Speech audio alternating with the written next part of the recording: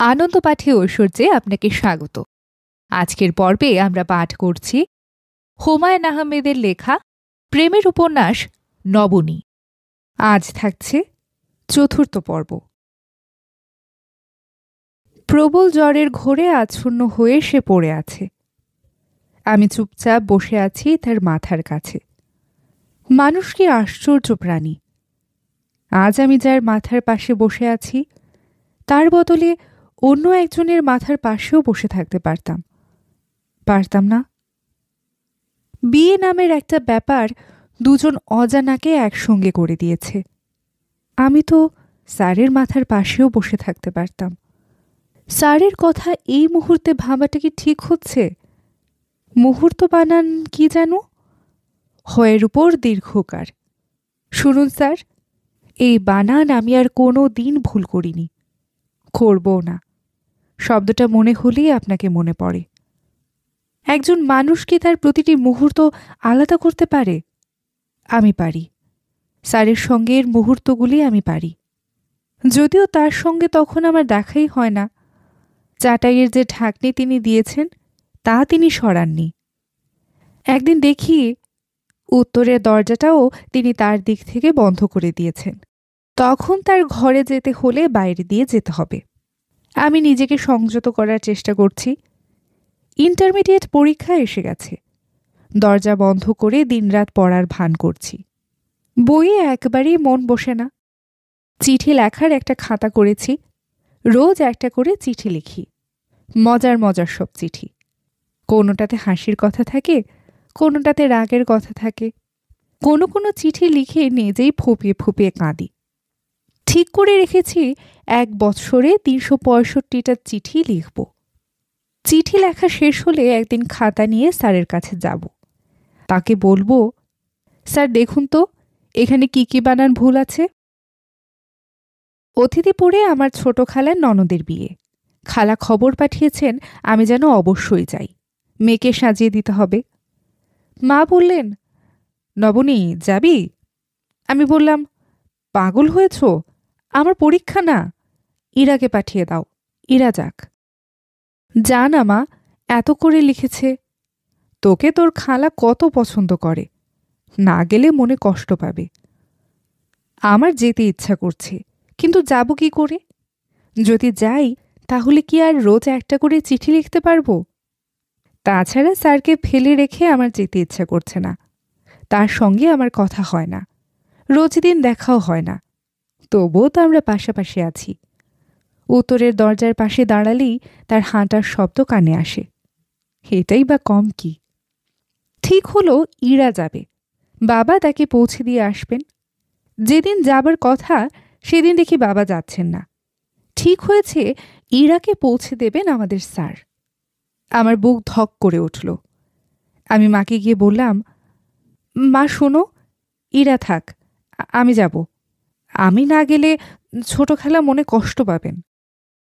মা বললেন, ইরা সব কাপড় চোপড় গুছিয়ে রেখেছে, এখন তুই যাবি কি? আমি বললাম, আমার কাপড় গোছাতে 1 মিনিট লাগবে। না না, তুই থাক, পড়াশুনো করছিস কর। ইরা স্যারের সঙ্গে চলে গেল। আমার মনে হলো আমি যদি একটা ধারালো ছুরি দিয়ে ইরাকে ফেল করে কেটে ফেলতে পারতাম। আমার জীবনের সবচেয়ে কষ্টের মুহূর্ত যদি কেউ জানতে চায়, আমি বলবো স্যারের সঙ্গে ইরার অতীতপুর যাবার সময়টা।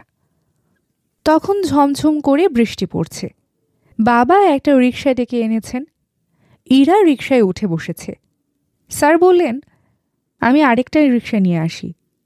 বাবা ধমকের স্বরে বললেন, আরেকটা রিকশা লাগবে কেন? তুমি এটাতেই ওঠো তো মাস্টার, তোমাদের বড় বাড়াবাড়ি।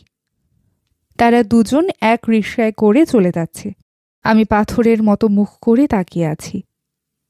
ইরা ফিরে এসে কত গল্প। আপা জানো, তোমার স্যার কিন্তু দারুণ রসিক লোক। এমনিতে বোঝা যায় না, কিন্তু এমন সব রসিকতা করেন যে হাসতে হাসতে গড়াগড়ি খেতে হয়। একদিন কি হয়েছে শোনো।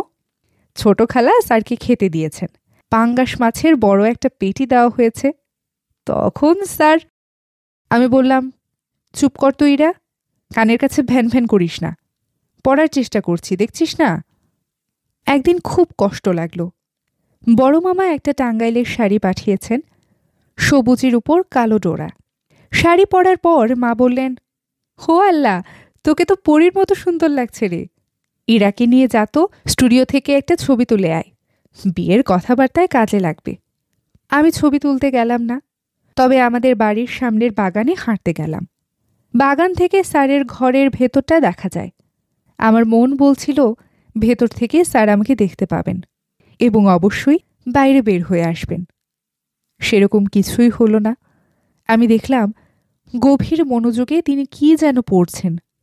জানালার সামনে দিয়ে আমার বারবার যাওয়া আসা তার মনোযোগ নষ্ট করতে পারল না। আমার ইচ্ছা করছে তার ঘরে গিয়ে ঢুকি, তীব্র গলায় বলি, বেহেশতে আপনি যেসব পরী পাবেন তারা কি আমার চেয়েও সুন্দর? আপনি দিনের পর দিন আমাকে অগ্রাহ্য করবেন, তা হবে না, না না না। এই সময় স্যার অসুখে পড়লেন। বাসার কেউ বুঝতে পারল না, কিন্তু আমি বুঝলাম। বুঝি বা কি করব? আমি তাকে ঘর থেকে বের হতে দেখি না, তিনি কলেজেও যান না।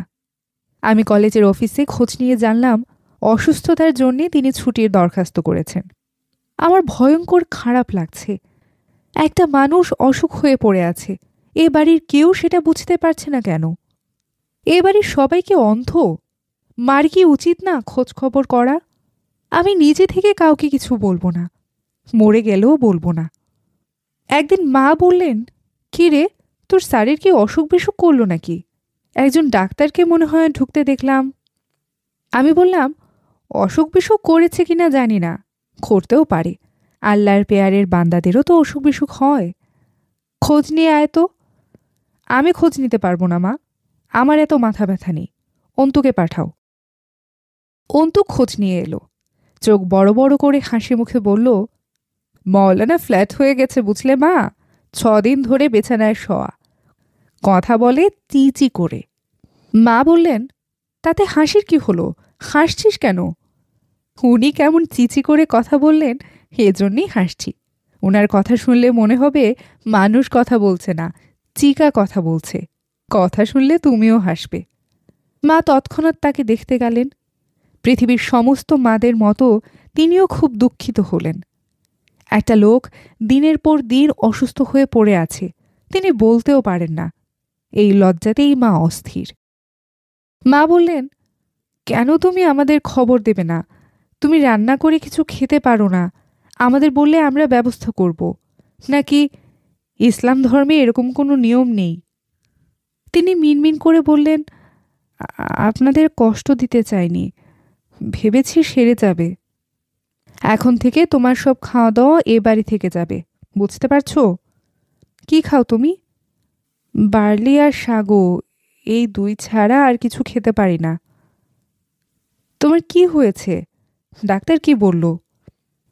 ডাক্তার রক্ত পরীক্ষা করতে দিয়েছে, এখনো কিছু বলতে পারছে না। দুপুরে আমি খাবার নিয়ে গেলাম। মামার পাঠানো সেই সবুজ শাড়িটা পরলাম, চোখে কাজল দিলাম, হাতে একটা ট্রেতে 1 বাটি বার্লি, 1 গ্লাস দুধ। স্যার আমাকে দেখে ভূত দেখার মতো চমকে উঠলেন। পৃথিবীর আশ্চর্যতম ঘটনাটা তিনি যেন ঘটতে দেখলেন। বিছানায় উঠে বসতে গিয়ে কাঁধ হয়ে পড়ে গেলেন। আমি বললাম, স্যার আপনি উঠবেন না, চুপ করে শুয়ে থাকুন, আপনার খাবার নিয়ে এসেছি। শুক্রিয়া, অশেষ শুক্রিয়া, রেখে দাও। আপনি নিজে নিজে খেতে পারবেন নাকি চামচ দিয়ে খাইয়ে দেব? না না, আমি পারবো। স্যার, আমার চামচ দিয়ে খাইয়ে দিতে কিন্তু অসুবিধা নেই। আপনি যদি অস্বস্তি বা লজ্জা বোধ না করেন, আমি খাইয়ে দিতে পারি। যদি পাপ হয় আমার হবে, আপনার হবে না। আপনি ঠিকই বেহেশতে যাবেন। তিনি দুঃখিত গলায় বললেন, তুমি আমার ধর্মকর্মটাকে এমন কঠিন দৃষ্টিতে কেন দেখো? আমি তো কারো ক্ষতি করছি না, আমি নিজের মতো থাকি। এই নিজের মতো থাকতে গিয়ে তোমাকে যদি কোনো কারণে কষ্ট দিয়ে থাকি, তুমি কিছু মনে রেখো না। আমি অস্বস্তির সঙ্গে বললাম, আপনি কষ্ট দেবেন কেন? আমি কথার কথা বললাম, স্যার আমি যাই। একটু বসো নবনী, বসতে ইচ্ছা না হয় দাঁড়িয়ে থাকো, আমি কয়েকটা কথা বলবো। এই কথাগুলি তোমার জানা খুব জরুরি। আমি মানুষ হয়েছি এতিমখানায়। এতিমখানার জীবনটা আদর ভালোবাসার জীবন না, কষ্টের জীবন। আমাদের একজন হুজুর ছিলেন, আমরা ডাকতাম মেজ হুজুর। তিনি আমাদের সবাইকে অত্যন্ত স্নেহ করতেন। ধর্মকর্মের প্রতি আমার এই অনুরাগ তার কাছ থেকেই পাওয়া। আমি মনে করি না এটা ভুল। মাদ্রাসা থেকে ওলা পাশ করে আমি কলেজে ভর্তি হই। আমার ভাগ্য ভালো ছিল। ইন্ডিয়ান সরকারের একটা স্কলারশিপ পেয়ে যাই। আলিগড় বিশ্ববিদ্যালয় থেকে এমএ করার একটা সুযোগ ঘটে। এমএ পাশ করি। আমি বললাম, স্যার, আমাকে এত কথা বলার দরকার নেই। তিনি খানিকটা উত্তেজিত গলায় বললেন, দরকার আছে, দরকার আছে বলেই বলছি। তোমরা আজ যে আমাকে পোশাকে দেখছ, সবসময় এই পোশাকে আমি সারা জীবন পরেছি। মেজ হুজুর সেই নির্দেশ আমাকে দিয়েছেন। কেন দিলেন? কারণ আমাদের নবী এই লেবাস পরতেন। নবী আরবে জন্মেছিলেন বলে এই লেবাস পরতেন। তিনি যদি তুন্দ্রা অঞ্চলে জন্মাতেন তাহলে নিশ্চয়ই এই লেবাস পরতেন না। তখন গায়ে পরতেন সিল মাছের চামড়ার পোশাক। এই অবস্থায় আপনি কি করতেন? আপনিও কি সিল মাছের চামড়ার পোশাক জোগাড় করতেন? নবীজি যেহেতু তুন্দ্রা অঞ্চলে জন্মাননি, কাজেই সেই প্রশ্ন আসে না। তাছাড়া নবীজির পোশাক পরার অন্য একটা অর্থ হলো তাকে সম্মান দেখানো। সম্মান দেখানো তো দোষের কিছু না। রবীন্দ্রনাথকে সম্মান দেখাতে গিয়ে একসময় অনেকে লম্বা দাড়ি রাখত, বাবরি চুল রাখত। আমি চুপ করে গেলাম। স্যার সহজ ভঙ্গিতে বললেন, তুমি আমার সঙ্গে যুক্তিতে পারবে না নবনী। বোধহয় তোমার ধারণা ছিল এই জাতীয় পোশাক পরা টুপিওয়ালা লোক সব অল্প বুদ্ধির হয়। এরকম মনে করার কোনো কারণ নেই। আমার বুদ্ধি ভালোই আছে, আমার পড়াশোনাও অনেক। তোমাকে এত কথা বললাম কারণ কারণ কারণটা কি বলুন? আরেকদিন বলবো। আজ একদিনে অনেক বেশি কথা বলে ফেলেছি। আপনি গুছিয়ে কথা বলতে পারেন। না নবনী, আমি গুছিয়ে কথা বলতে পারি না, তবে খুব গুছিয়ে চিন্তা করতে পারি। একটা কাক যে আপনার কাছে আসতো, সেটা কি আর আসে না? আসে, বিকালের দিকে আসে। একা আসে না, তার কয়েকটা বন্ধু বান্ধব জুটেছে, সব কটাকে নিয়ে আসে। এরা কেউই আমাকে ভয় পায় না। আপনাকে বোধহয় কাক মনে করে। করতেই পারে। পশু পাখির মনের কথা বোঝা বড়ই দুষ্কর। তবে কাক আমার খুব প্রিয় পাখি। এতিমখানায় যখন ছিলাম তখনও আমার কয়েকটা পোষা কাক ছিল। কাক আপনার প্রিয় পাখি? কেন? কাকে একমাত্র পাখি যে মানুষের কাছাকাছি থাকে। অন্য কোনো পাখি কিন্তু মানুষের কাছে আসে না, তারা দূরে দূরে থাকে। আপনার কি ধারণা আমাদের সবার কাক পোষা উচিত? উনি খানিকক্ষণ চুপ করে থেকে হো হো করে হেসে উঠলেন। কোনো মানুষকে এত আনন্দিত ভঙ্গিতে আমি হাসতে দেখিনি। আমার ইচ্ছা করতে লাগলো আমি আরও কিছু হাসির কথা বলে স্যারকে হাসিয়ে দিই। স্যার হাসি থামিয়ে বললেন, এক হাসিতে আমার অসুখ অনেকখানি কমে গেছে। এখন ঘরে যাও নবনী। না, আমি ঘরে যাব না। তোমার পড়াশোনা আছে, পড়াশোনা করো। রোগীর পাশে এতক্ষণ থাকা ঠিক না। আমার ঠিক ও ঠিক আমি বুঝব, আপনাকে নিয়ে মাথা ঘামাতে হবে না। তিনি একটু যেন ভয়ে ভয়ে বললেন, তুমি আমার কাছে কি চাও বলো তো নবনী? আমি কিছু চাই না। স্যার অনেকক্ষণ চুপচাপ থেকে ক্লান্ত গলায় বললেন, আমার কাছে দুটো চিঠি কি তুমি লিখেছিলে? জানি না, লিখতেও পারি। শোনো নবনী, তুমি একটা অসম্ভব ভালো মেয়ে। আমি চাই না আমার কারণে তোমার কোনো ক্ষতি হোক। আমি উঠে দাঁড়াতে দাঁড়াতে বললাম, ক্ষতির কথা আসছে কেন? কি আবুল তাবুল কথা বলছেন? স্যার, আরেকটা কথা, আমি কোনো চিঠি ফিটি কাউকে লিখিনি। আমার খেয়ে দিয়ে কাজ নেই, মৌলবীকে চিঠি লিখব। অসুখে আপনার মাথা খারাপ হয়ে গেছে। আপনার এখানে আসাটাই আমার ভুল হয়েছে। স্যার অবাক হয়ে আমার দিকে তাকিয়ে রইলেন। আমি বললাম, আমি আর আপনার কাছে খাবার নিয়ে আসব না। সেদিন রাতে খুব বৃষ্টি। আমি আবার তার কাছে খাবার নিয়ে গেলাম। স্যারের ঘরে পা দেয়া মাত্রই ইলেকট্রিসিটি চলে গেল। স্যার ব্যস্ত গলায় বললেন, দাঁড়াও দাঁড়াও, মোমবাতি আছে, মোমবাতি জ্বালাচ্ছি। আমি অদ্ভুত গলায় বললাম, না, মোমবাতি জ্বালাতে হবে না, অন্ধকারই ভালো। স্যার চমকে উঠে বললেন, নবনী ঘরে যাও, প্লিজ ঘরে যাও। আমি বললাম, না। কি প্রচণ্ড ঝড় হলো সে রাতে। আমাদের শিরিষ গাছের একটা ডাল প্রচণ্ড শব্দে ভেঙে পড়ে গেল। হোক, যা ইচ্ছা হোক, আজ আমার আর কিছুই যায় আসে না। প্রবল বর্ষণ হচ্ছে, হোক বর্ষণ, সারা পৃথিবী তলিয়ে যাক। আমাদের ড্রেসিং টেবিলটা চলে এসেছে, গাবদা ধরনের একটা জিনিস। আয়নাটাও বোধহয় সস্তা। মুখ কেমন বাঁকা দেখা যায়। যে পালিশের জন্য এতদিন দেরি হলো, সেই পালিশে ড্রেসিং টেবিলের কোনো উন্নতি হয়েছে বলে মনে হলো না। ম্যাটে ম্যাটে রং। নোমান হাসি মুখে বলল, কি জিনিসটা সুন্দর না? আমি বললাম, সুন্দর, খুব সুন্দর। সস্তায় পেয়ে গেছি, সেগুন কাঠ, ঘুণে ধরবে না, 200 বছর পরেও কিচ্ছু হবে না। আমি বললাম, 200 বছর পর্যন্ত আমাদের কোনো ড্রেসিং টেবিল কিনতে হবে না, এটা দিয়েই চালিয়ে দেব। সে তাকিয়ে রইল, তার চোখে মুখে অস্বস্তি। আমার রসিকতাটা বোধহয় বুঝতে পারছে না। এটা দোষের কিছু না, অধিকাংশ মানুষই রসিকতা বুঝতে পারে না। আমার বাবাও পারেন না, অথচ তিনি যথেষ্ট বুদ্ধিমান। নোমানকেও আমার বুদ্ধিমান মনে হয়, সরল ধরনের বুদ্ধি। এই জাতীয় বুদ্ধির মানুষ রসিকতা করতেও পারে না, রসিকতা বুঝতেও পারে না। এরা খুব কর্মঠ হয়, বিশ্বস্ত হয়। এরা যে প্রতিষ্ঠানেই কাজ করে সেই প্রতিষ্ঠানের জন্যই অপরিহার্য হয়ে পড়ে। তবে তাদের কোনো উন্নতি হয় না। নিজের অবস্থার উন্নতির জন্য এদের মাথা ব্যথা নেই। এরা অল্পেতেই তুষ্ট।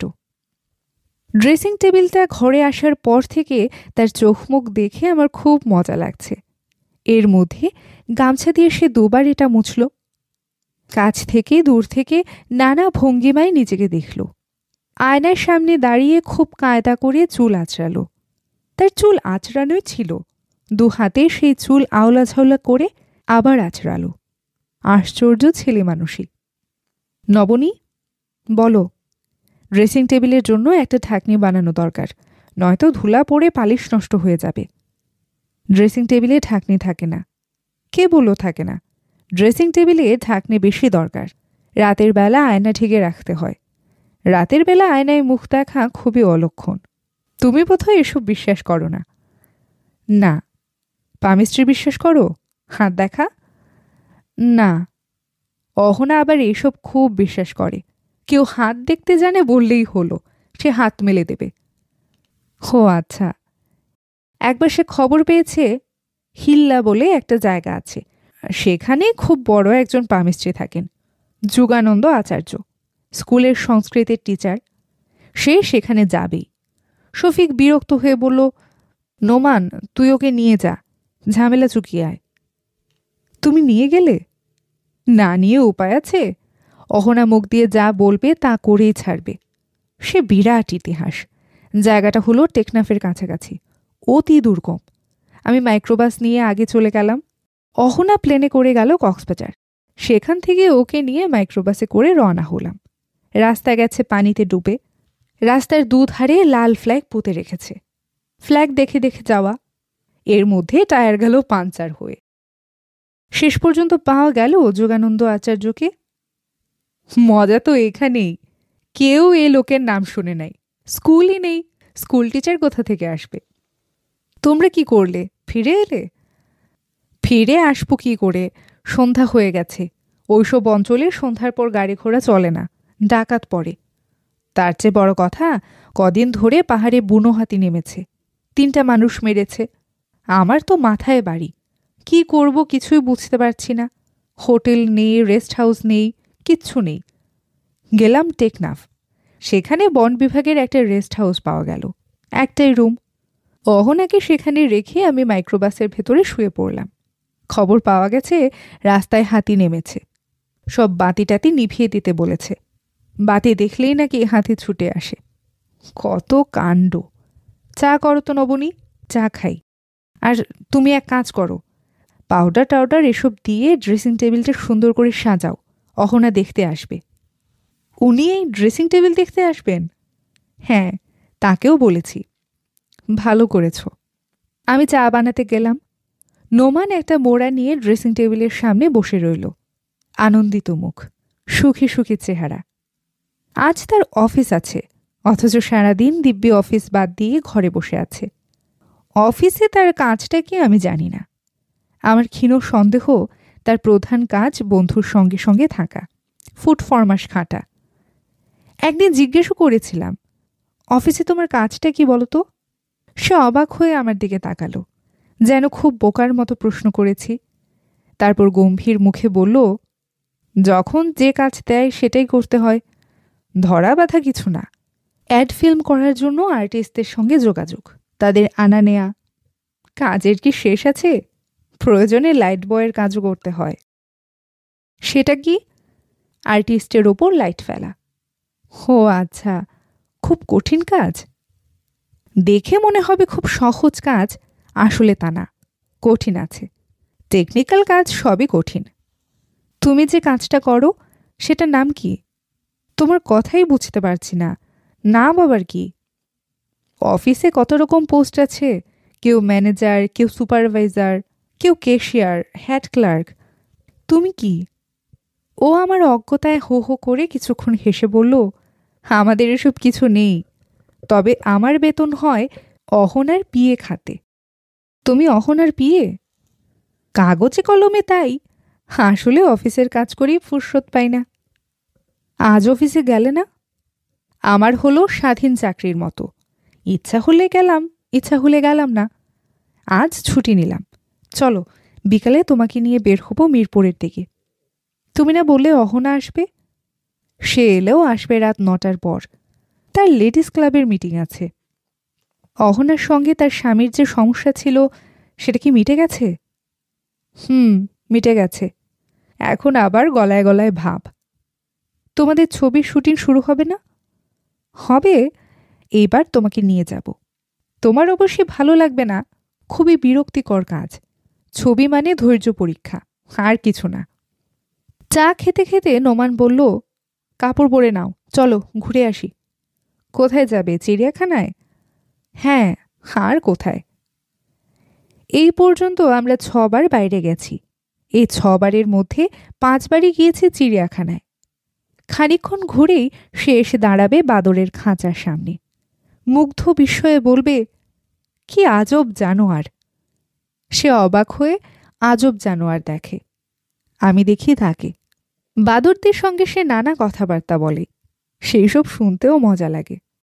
এই, লাফ দে, লাফ দে, ওই লম্বুটার লেজ ধরে টান মার না। দেখছিস কি? আবার দেখে হাসে। আমাদের চিড়িয়াখানায় যাওয়া হলো না। কাপড় চোপড় পরে বেরোবার মুখে অহনা এসে উপস্থিত। চোখ ধাঁধানো উগ্র পোশাক, শাড়ি এমন পাতলা যে এই শাড়ি গায়ে থাকা না থাকা অর্থহীন। ব্লাউজটিও ভিন্ন ধরনের কাঁচুলি জাতীয়। নাচের মেয়েরা বোধহয় এরকম পরে। ঠোঁটে তিনি এমন লিপস্টিক মেখেছেন যে দেখে মনে হয় ঠোঁটে আগুন লেগে আছে। এমন আগুন রাঙা লিপস্টিক আমি আগে দেখিনি। অহনা এসেছেন নোমানের ড্রেসিং টেবিল দেখতে। তিনি নানা দিক থেকে ঘুরে ফিরে ড্রেসিং টেবিল দেখলেন। মুগ্ধ স্বরে বললেন, অপূর্ব। নোমান বলল, অরিজিনাল সেগুন কাঠ, 200 বছরেও কিছু হবে না। অহনা বললেন, সেগুন কাঠ ছাড়া এত ভালো পালিশ হতো না, অদ্ভুত সুন্দর। আয়নাটায় একটু ঢেউ ঢেউ ভাব আছে, এটাই এমন কিছু না। অহনা আমাদের খাটে পা ঝুলিয়ে বসলেন।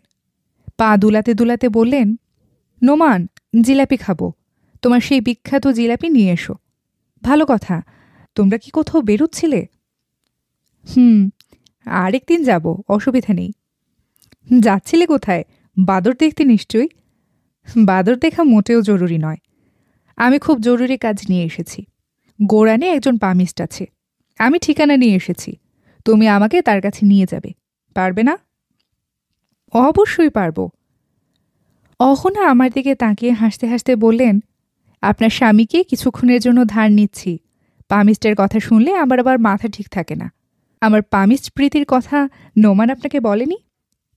বলেছে, পামিস্ট নিয়ে আমার অসংখ্য গল্প আছে, কিছু কিছু বোধহয় শুনেছেন। হিল্লাতে পামিস্টের খোঁজে গিয়ে যে পাগলা হাতির খপ্পরে পড়েছিলাম, সেই গল্প শুনেছেন? শুনেছি। অহনা পা দুলিয়ে দুলিয়ে অনেকক্ষণ গল্প করলেন।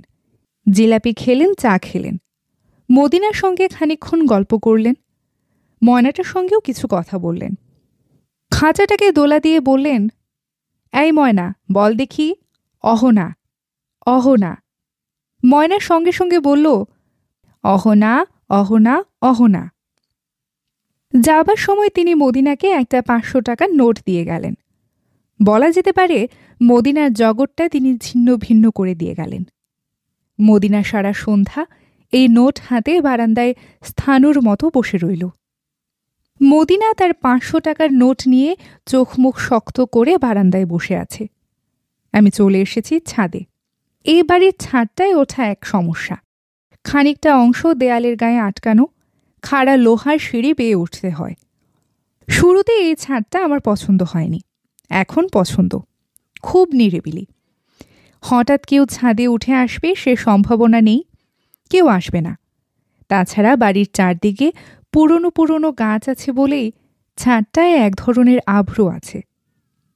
ইরার গল্পের বইটা হাতে নিয়ে বেশ ঝামেলা করে ছাদে উঠলাম। গল্পের বই পড়ার জন্যে ছাদে আমি সুন্দর একটা জায়গা বের করেছি।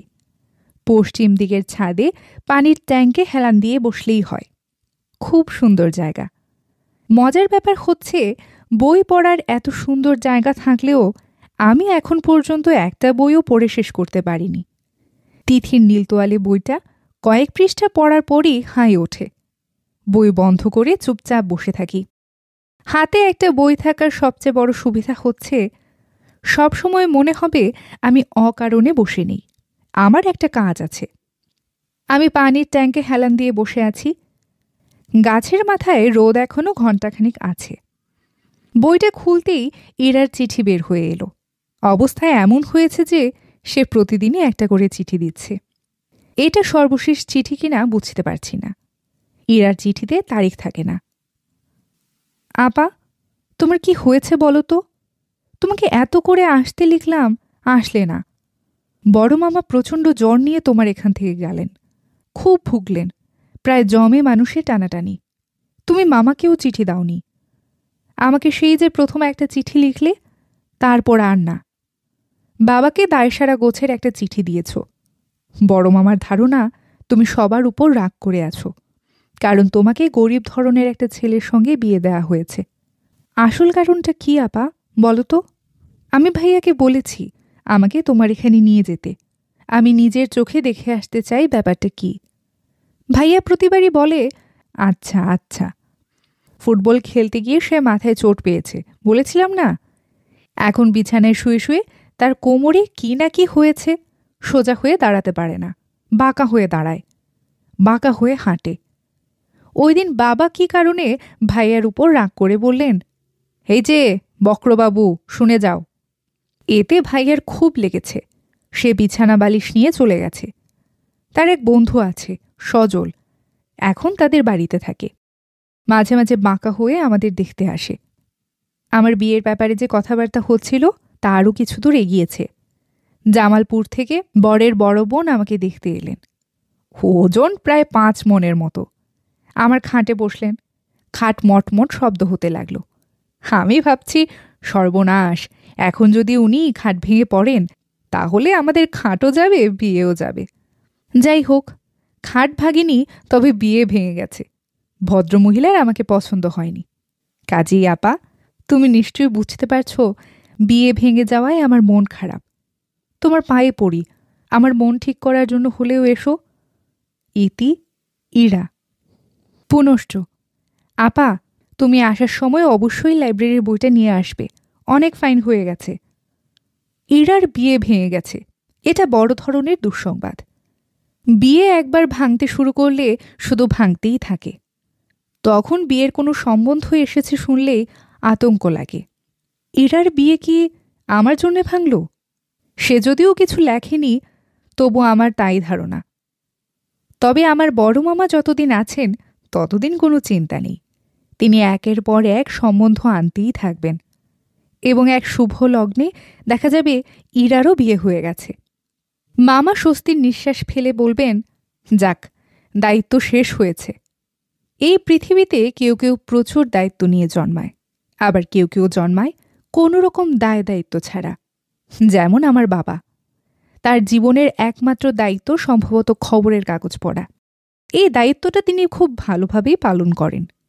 ইলেকশনের সময় এলে হঠাৎ দেখা যায় তিনি স্বতন্ত্র দল থেকে দাঁড়িয়ে পড়েছেন। বাবার যুবক বয়সের কালো চশমা পরা একটা ছবির পোস্টারে সারা নেত্রকোনা শহর ঠেকে ফেলা হয়। গুন্ডাপান্টা ধরনের কিছু ছেলেপুলে এই সময় আমাদের বাড়িতে চা নাস্তা খেতে থাকে এবং হাত খরচ নিতে থাকে। তারা প্রত্যেকেই নাকি বিরাট অর্গানাইজার। এত সব অর্গানাইজার চারপাশে নিয়েও বাবা যথারীতি ফেল করেন। বেশিরভাগ সময়ই তার জামানত বাজেয়াপ্ত হয়। ইলেকশন রেজাল্টের পর তিনি দরজা বন্ধ করে ঘণ্টা দুয়েক শুয়ে থেকে গম্ভীর মুখে মাকে ডেকে বলেন, বুঝলে মিনু, এই দেশে রাজনীতি করে লাভ নেই, বরং ছাতা সেলাই করাতেও লাভ। রাজনীতি আর করব না, হাত সাবান পানি দিয়ে ধুয়ে ফেললাম। No more politics. যে দেশের মানুষ সৎ অসৎ বুঝে না, সেই দেশে কিসের পলিটিক্স? মা জানতেন, আমরাও জানতাম, এগুলি বাবার কথার কথা। আবার কোনো একটা নির্বাচন চলে আসবে, বাবার চারপাশে কিছু লোকজন জুটে যাবে, যারা খুব সিরিয়াস ভঙ্গিতে বাবাকে বলবে, আরে চৌধুরী সাহেব, আপনি না দাঁড়ালে কে দাঁড়াবে? একটা দুটা সৎ মানুষ তো থাকা দরকার, যাদের পেছনে আমরা থাকব। সৎ মানুষের সঙ্গে হাঁটতেও আনন্দ। বাবা বললেন, না না, ইলেকশনের নাম আমি শুনতে চাই না, আমার শিক্ষা হয়ে গেছে, আমি কানে ধরছি। চৌধুরী সাহেব, আপনার শিক্ষা হলে তো হবে না, দেশবাসীর একটা শিক্ষা হওয়া দরকার। একবার জিতে এই শিক্ষাটা দেব। না না না, টাকা পয়সাও নেই। টাকা পয়সা নিয়ে মোটেও চিন্তা করবেন না, 10-এর লাঠি 1-এর বোঝা। এইবার আমরা পকেট থেকে পয়সা খরচ করে ইলেকশন করব। আপনাকে ঘর থেকে বের হতেও হবে না, আপনি দরজা বন্ধ করে নাকে তেল দিয়ে ঘুমান, দেখেন আমরা কি করি। বাবা তখন খানিকটা নরম হয়ে জিজ্ঞেস করেন, দাঁড়াচ্ছে কে কে? কিছু খবর পেয়েছ? যারা দাঁড়াচ্ছে তারা কেউ আপনার নখেরও কাছাকাছি না। আপনার সামনে চেয়ারে বসার যোগ্যতাও তাদের নেই। তারা একটা জিনিসই পারে, রিলিফের গম বেচে দেয়া। একজনের নাম তো মনেই পড়ে গেল, আব্দুল মজিদ, গম চোরা। মজিদ ইলেকশন করছে, চক্ষু লজ্জাও নাই দেখি। তবে আমরা আপনাকে বলছি কি। বাবা নড়ে চড়ে বসেন, গলা উঁচিয়ে আমাকে ডাকেন, নবু, কই রে, তোর মাকে বল চা বানাতে। আমরা বুঝে ফেলি আবারও বাবা কিছু ধানি জমি বিক্রি করবেন। আমার দাদা যান মাথার ঘাম পায়ে ফেলে অমানসিক পরিশ্রম করে যে সম্মানজনক বিষয় সম্পত্তি করে গিয়েছিলেন, আমার বাবা অত্যন্ত নিষ্ঠার সঙ্গে তার সর্বনাশ করে যাচ্ছিলেন। সবই শেষ করে দিতেন, বড় মামার জন্যে পারলেন না। নেত্রকোনায় আমাদের একটা বড় ফার্মেসি, একটা রাইস কল এবং 2টা বাড়ি বাবা অনেক কষ্ট করেও বিক্রি করতে পারলেন না। পারলেন না মূলত বড় মামার জন্যে। মামা এসব যখের ধনের মতো আগলে রাখতেন। বাবা ভীরু ধরনের মানুষ ছিলেন, বড় মামাকে জমের মতো ভয় পেতেন। তাকে অগ্রাহ্য করার মতো সাহস তিনি কোনো দিনই সঞ্চয় করে উঠতে পারেননি। আমার এই সরল ধরনের রাজনীতি পাগল বাবার কাছে এক সকালবেলা আমার স্যার উপস্থিত হলেন। বাবা তখন বারান্দায় চায়ের কাপ এবং আগের দিনের বাসি কাগজ নিয়ে বসেছেন। স্যার বাবার সামনে বসলেন এবং অত্যন্ত বিনয়ের সঙ্গে বললেন, আপনার কাছে আমার একটা প্রস্তাব আছে। বাবা খুব উৎসাহের সঙ্গে বললেন, বলো বলো। আমি আপনার বড় কন্যাকে বিবাহ করতে চাই। বাবার মুখ হাঁ হয়ে গেল, তার কোল থেকে খবরের কাগজ মাটিতে পড়ে গেল। এই সম্ভাবনা হয়তো তার কল্পনাতেও ছিল না। বাবা বললেন, কি বললে? আমি ওকে অত্যন্ত পছন্দ করি, সেও করে। কি বললে তুমি?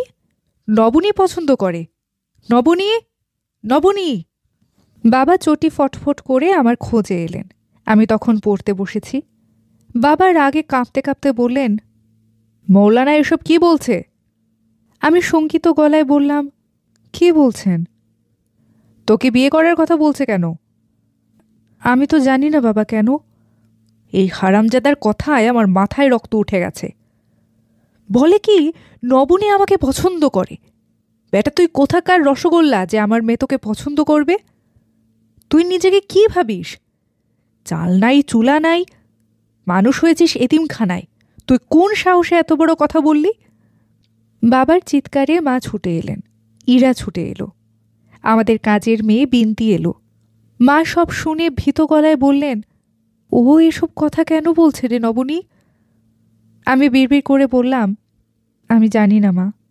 ইরা বলল, আপা যে ওনার কাছে রোজ দুবেলা করে খাবার নিয়ে যায়, এজন্যই বোধহয় তার ধারণা হয়েছে আপা তার প্রেমে হাবুডুবু খাচ্ছে। বাবা বললেন, হাবুডুবু খাওয়া আমি বের করছি। কত বড় সাহস! কানে ধরে আমি তাকে চরকি ঘোরাবো। আমি ভীত গলায় বললাম, এইসব করার কোনো দরকার নেই বাবা। তুমি ওনাকে বড় মামার কথা বলো, বলে দাও বিয়ে টিয়ের ব্যাপারে বড় মামা সব জানেন। মা বললেন, এইটাই ভালো, লোক জানাজানি করার কোনো দরকার নেই, আজে বাজে কথা ছড়াবে। বাবা হুঙ্কার দিলেন, ছড়াক কথা, আমি কি কাউকে ভয় পাই? নির্বোধ মানুষেরা কাউকে ভয় পায় না, যা মনে আসে তাই করে ফেলে। বাবাও তাই করলেন। স্যারের জিনিসপত্র নিজেই ছুঁড়ে ছুঁড়ে রাস্তায় ফেলতে লাগলেন। চারদিকে লোক জমে গেল। স্যার বললেন, আপনি অকারণে বেশি উত্তেজিত হয়েছেন, আপনি শান্ত হয়ে আমার দুটা কথা শুনুন।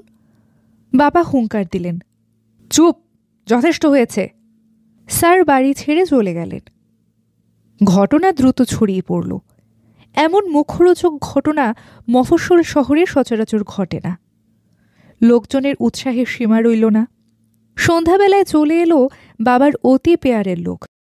তারা গম্ভীর মুখে বলল, এসব কি শুনছি চৌধুরী সাহেব? বাবা ফ্যাকাশে হাসি হেসে বললেন, কিছু না, কিছু না। শুনলাম আপনার মেয়ের গায়ে নাকি হাত দিয়েছে, অশ্লীল প্রস্তাব দিয়েছে। না না, এসব কিছু না, অন্য ব্যাপার। জারদ সন্তানের কাছ থেকে এর চেয়ে বেশি কি আশা করা যায়? এখন বলুন, কি করব? কিছু করার দরকার নেই, বাড়ি থেকে বের করে দিয়েছি, আর কি। আপনি ক্ষমা করলে তো হবে না, আমাদের একটা দায়িত্ব কর্তব্য আছে না? বাদ দেন, ঘটনা যা ভাবছেন তা না, বিয়ের প্রস্তাব দিয়েছিল, ভদ্রভাবেই দিয়েছিল। শাক দিয়ে মাছ ঢাকার কোনো দরকার নাই চৌধুরী সাহেব, ঘটনা সবই জানি। আপনি কাটান দেওয়ার চেষ্টা করলেও লাভ হবে না, উচিত শিক্ষা দেয়া হবে। লোকজন বাড়তেই লাগল, সবাই আমার সঙ্গে কথা বলতে চায়। মা আমাকে ঘরে তালা বন্ধ করে রাখলেন। অন্তুকে পাঠানো হলো পোস্ট অফিস থেকে বড় মামাকে টেলিফোন করার জন্য, তিনি যেন এক্ষুনি চলে আসেন। রাত 2টার দিকে হাজার হাজার মানুষ গিয়ে স্যারকে ধরে আনল। আমি কাঁদছি এবং সমুদ্রের গর্জনের মতো মানুষের গর্জন শুনছি। কি হচ্ছে বাইরে? সব কোলাহল ছাপিয়ে স্যারের গলা শুনলাম। আতঙ্কে অস্থির হয়ে তিনি চিৎকার করে ডাকছেন, নবনী, নবনী। তাকে তখন রাস্তায় ছুঁড়ে ফেলা হয়েছে। একদল মানুষ চেষ্টা করছে ইট দিয়ে মাথাটা ফাটিয়ে দিতে।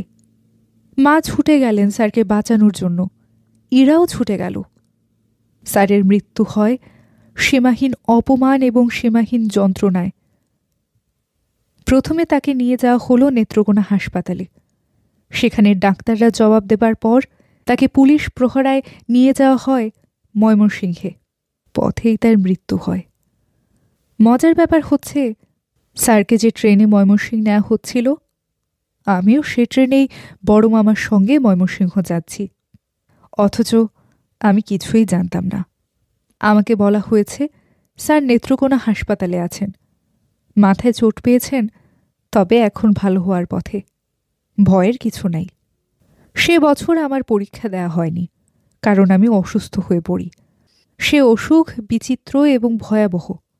আমি মাঝে মাঝে কাউকে চিনতাম না। পরিচিত কারো সঙ্গে হয়তো কথা বলছি, হঠাৎ একসময় অস্বস্তি ও বিস্ময়ের সঙ্গে লক্ষ্য করি যার সঙ্গে কথা বলছি তাকে চিনতে পারছি না। ভয়ে শরীর যেন কেমন করতে থাকে। আমি কথা বলা বন্ধ করে দিই, আর তখনই দেখি 2-3টা কাক অপরিচিত মানুষটার চারদিকে গম্ভীর ভঙ্গিতে হাঁটছে। এদের মধ্যে একটা কাককে আমি চিনি, বুড়ো কাক।